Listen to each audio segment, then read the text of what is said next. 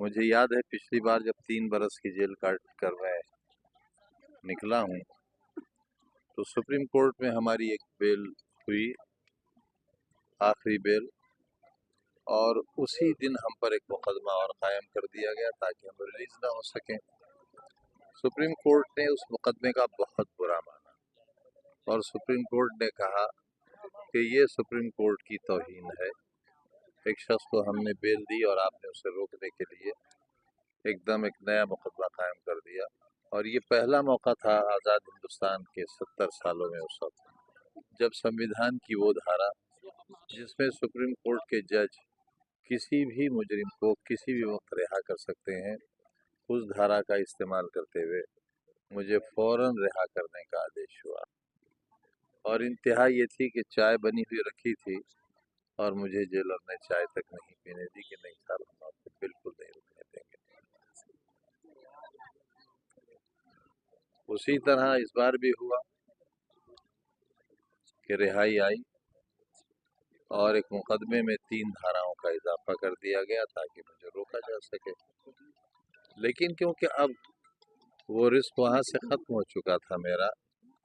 لہذا حکومتوں کی اور بدخواہوں کی تمام کوششوں کے باوجود فی الحال مجھے روکا نہیں جا سکا، اور آپ کے سامنے آنے کا مقصد آپ کی خوشیوں میں شریک ہونا تھا،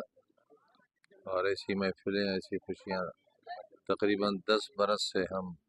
ایسی محفلوں سے محروم سے ہیں۔ کبھی پولیس سے چھپتے ہیں، بھاگتے ہیں، کبھی پولیس والے ہمارے پیچھے ڈگڈگی بجاتے ہیں، نغارا بجتا ہے، اعلان ہوتا ہے کہ ایک مجرم بھاگا ہوا ہے، اسے جو پکڑ کر لائے گا اسے انعام دیا جائے گا۔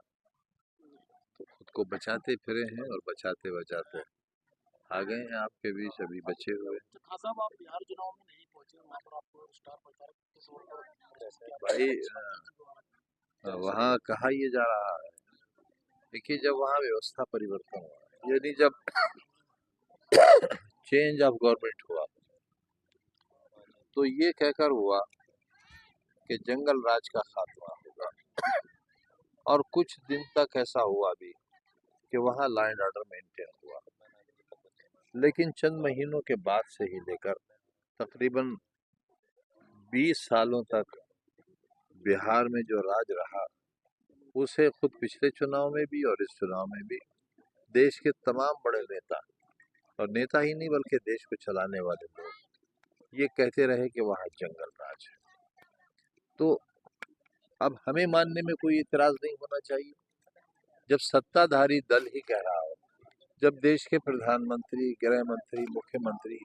کہہ رہے ہوں کہ یہاں جنگل راج ہے۔ 20 سال تک جو لوگ جنگل راج کو، یہ تو لوگوں نے یہاں تک کہہ دیا بھاجپا کے نیتاؤں نے کہ میں مارا جا چکا ہوں،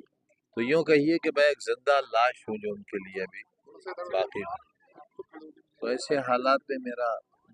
جانا، جنگل راج میں جانا کوئی عقل مندی کی بات نہیں تھی۔ اگر کوئی حادثہ پیش آ جاتا تو خواہ مخواہ میری وجہ سے